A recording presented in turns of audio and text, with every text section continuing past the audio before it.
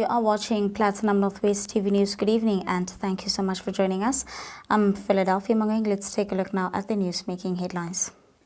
First up, the Provjoints role players gear up for the State of the Provincial Address, and the Vala Umgodi Operations continue to bring more suspects to book and confiscate counterfeit goods worth millions. In the business news, Anglo American scaled back its South African platinum holdings, and in the sports news, Royal AM no longer a part of the Nedbank Cup.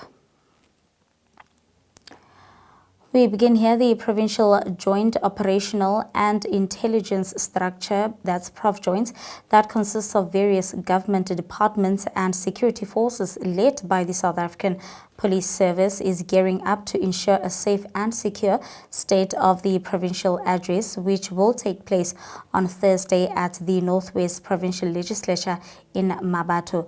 Here's police spokesperson Brigadier Sabata Mokgwabona with more. Law enforcement officers will be deployed in and around the legislature and surrounding areas to ensure general safety in Mabato and Mahikeng. While daily activities will not necessarily be affected by security arrangements, it is significant for the public to take note of the closure with regulated or restricted access of certain roads and thoroughfares around the precinct between 5 o'clock in the morning and 3 o'clock in the afternoon on Thursday, 27 February 2025, as that will affect the flow of traffic. It must be emphasized that civil servants working at neighboring government buildings will still be allowed to access their offices. The streets or roads that will be affected are as follows: Sekame Road and Ngakamudiri Molema Road, Sekame Road and Dr. James Moroka Road, Dr. James Moroka Road and Dr. Albert Luthuli Drive, Dr. James Moroka Road and Hector Peterson, Dr. James Moroka Road and Stadium Road, Dr. Albert Luthuli Drive and Ngakamudiri Molema Road.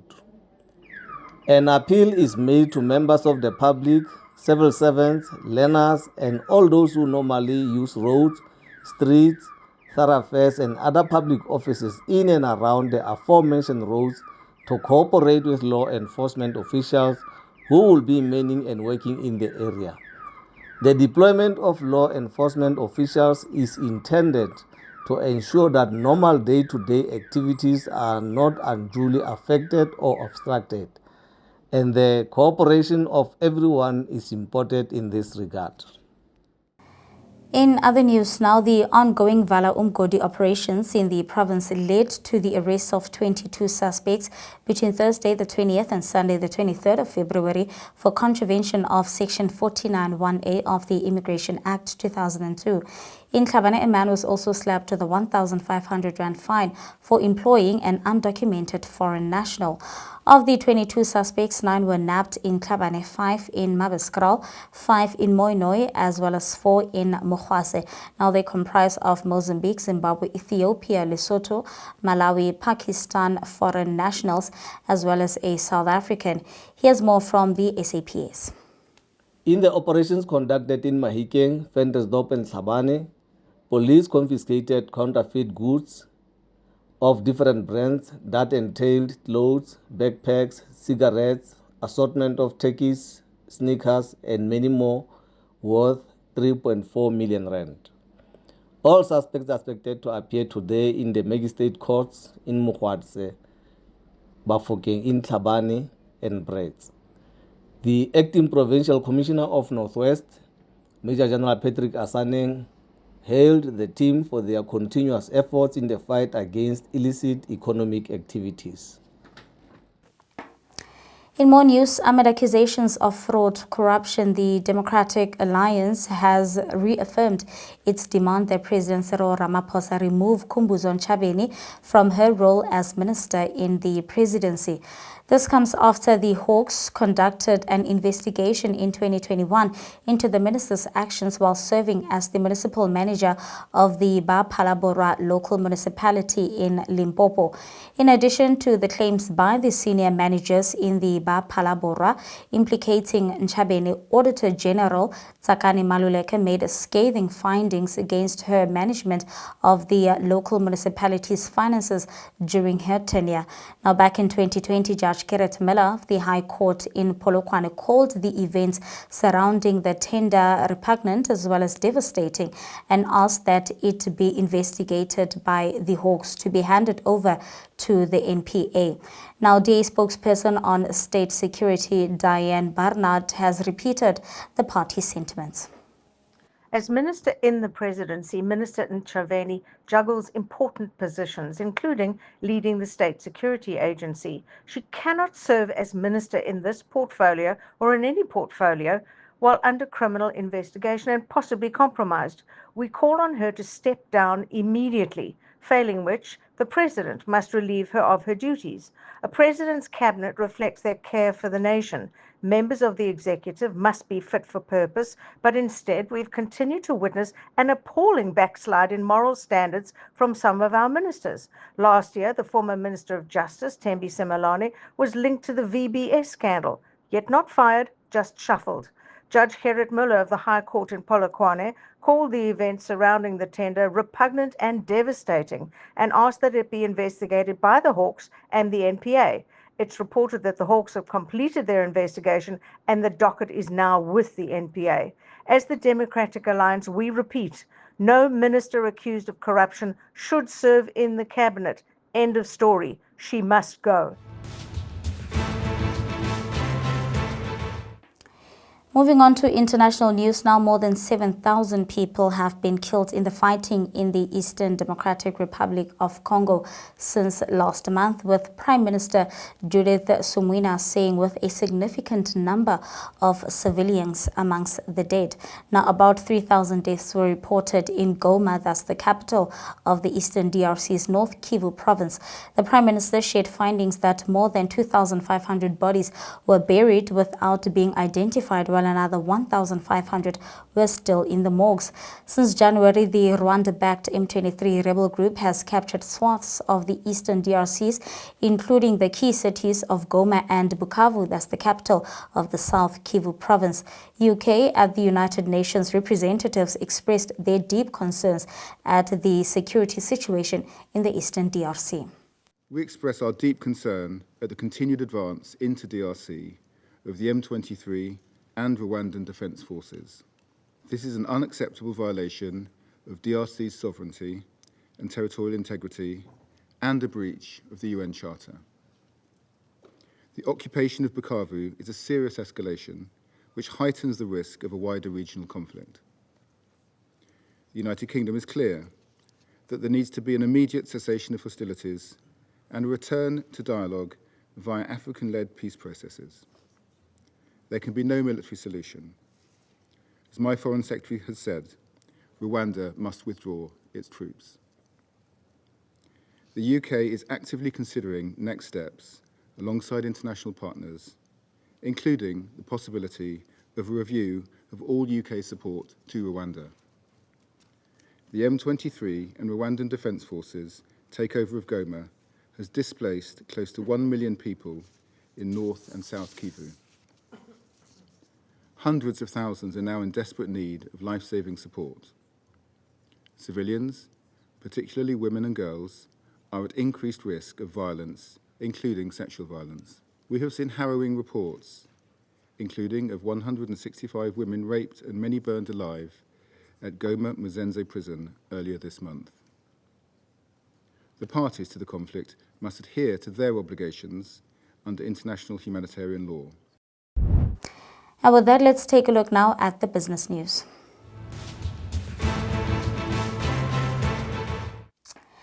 In the business news, Anglo American's unbundling Anglo American Platinum amidst a troubled platinum group metals environment, a process that it hopes will be completed by June 2025.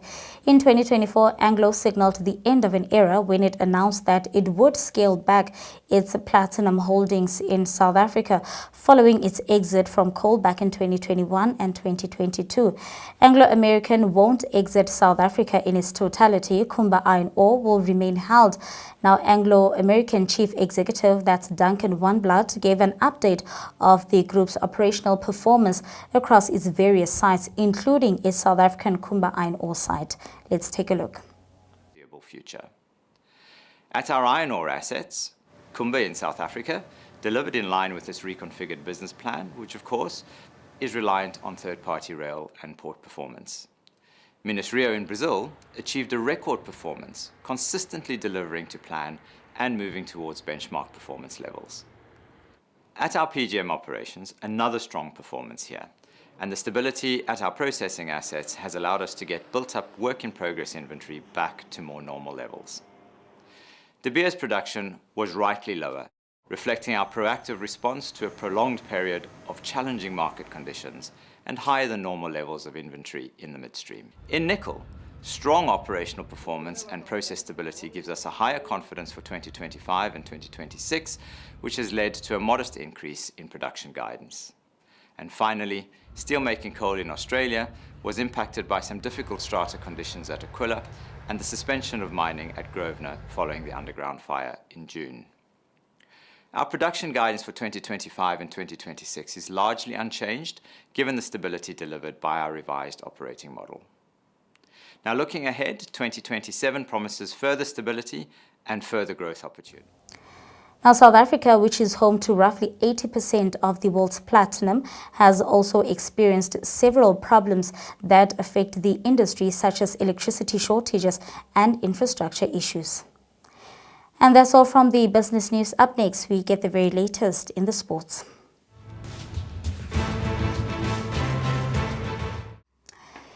In soccer news now, this morning, the Premier Soccer League issued a statement on the latest developments in the Royal AM Football Club circumstance. Now, the NSL committee, in cooperation with Royal AM as well as the trustees, have decided that the club will no longer participate in the Nedbank Cup for the remainder of the season. This decision follows the deterioration of Royal AM's financial situation, particularly in relation to owner Sean Mkhize's 40 million rand tax debt to the South African Revenue Service, which has led to speculation about a possible sale of the club. Furthermore, the Nedbank Cup match number 21 between Milford FC and Sekhukhune United will take place at the Princess Magogo Stadium on Sunday at 3 p.m. Moving on to rugby news now, the Northwest University proudly inaugurated the Siya Kolisi and Invictus Halls of Residence on Monday, honoring two prominent South African rugby figures, Siya Kolisi as well as Dr. Rassie Erasmus. Now, Dr. Erasmus, who has been both a coach and a mentor for Kolisi, was present at the unveiling of the new Invictus residence. The Siya Kolisi residence will primarily house Northwest University Rugby Institute students, while the Invictus will serve as a multi-sport residence. During the event, Siya Kolisi encouraged the participants to focus on succeeding in their academic careers while continuing to exemplify rather strong values as individuals. Here's more. Yeah, it's hard to speak after events like this. I mean, no one ever dreams of having moments like this, having a building named after you, and yeah, I'm honestly honored and grateful for this opportunity, and I will thank everybody that's helped me on my journey, from my grandmother who raised me, to my parents who obviously put me on this earth, and all the coaches, Mr. Erickson Gwitle, who helped me along the way, and then obviously Grey High School as well, Mr. Haidakis there, who got me here, who gave me the scholarship. And then my first contract, Coach Rassie, also obviously announced me as captain, and who's he's been a big part of my journey. Our journey didn't only start in 2018. He spotted me from school, and he gave me the opportunity with the help of Friki, who helped me in that journey as well, who's standing there. So I'm standing off shoulders of many people who've helped me be where I am today, and that's why when we speak about opportunity, I've tried to use my opportunity as much as I can, because I knew, coming from a township where people help each other when times are difficult. If you get an opportunity, it's not just for you. Your blessings are not just for you. Your blessings are for you to, when when it's over filling in your cup for you to use to others. So I know you all on a journey. You probably want to become rugby players. Remember, you are more than that. You have an opportunity to study, which I wish I had used that opportunity. I didn't. Rugby is not always going to work for everybody. Rugby gives you great values that you can use them in life as well. So use the opportunity that you have that so many others would love to have as hard as you can. And if you can take anything from my journey, you have to believe in yourself before anyone else, because people normally start believing in you once you start achieving stuff. You have to believe in yourself, and if you protect your dreams, and you have to work as hard as you can. If you're not talented, you must just work. And if you're talented, you must also work. And also, people will always tell you you're not going to make it, especially people around you. Sometimes it's your family members who couldn't make it because of the circumstances that you're in. Your circumstances doesn't have to determine who you are. You just have to work and believe, even if you don't see the light at the end of the tunnel. If you keep on working, when the opportunity comes, you'll be ready for it. You cannot wait for an opportunity without preparing for it. And yeah, and I hope while you stay at the resident, like I had to believe in myself, but I had to work hard. And I failed so many times. I made so many mistakes. I still do to this day. I'm not perfect. But once you fail, if you don't get up, you're going to stay down. You need to keep on getting up. The more you get up, the more you learn, the more you get endurance, the more you understand that if you fall again, you'll be able to get up again. You just need to get up once and you'll know that you're capable of doing it.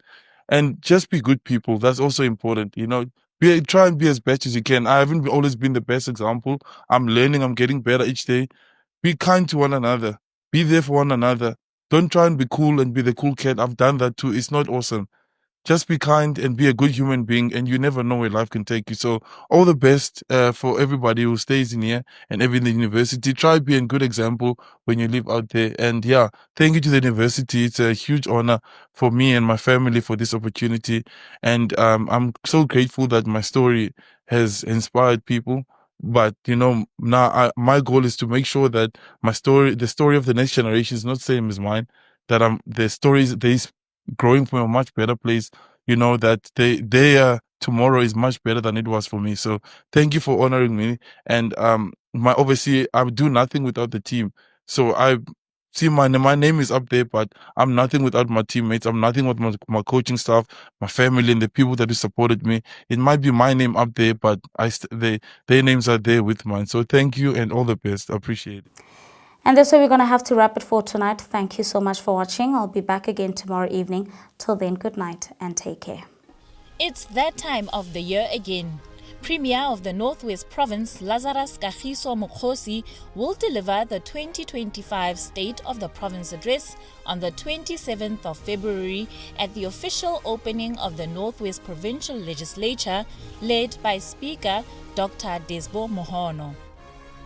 The address, which will start exactly at 10 o'clock in the morning, will be live on the following media platforms: Platinum Northwest TV, Motsweding FM, UFM, and all Northwest-based community radio stations. You can also follow the proceedings live on the following social media platforms: Northwest Office of the Premier Facebook page, Northwest Provincial Government YouTube channel, and the Northwest Legislature Facebook page. Don't forget to use hashtag NWSOPA2025 when chatting about the address on various social media platforms. Northwest Provincial Government. Let's grow Northwest together.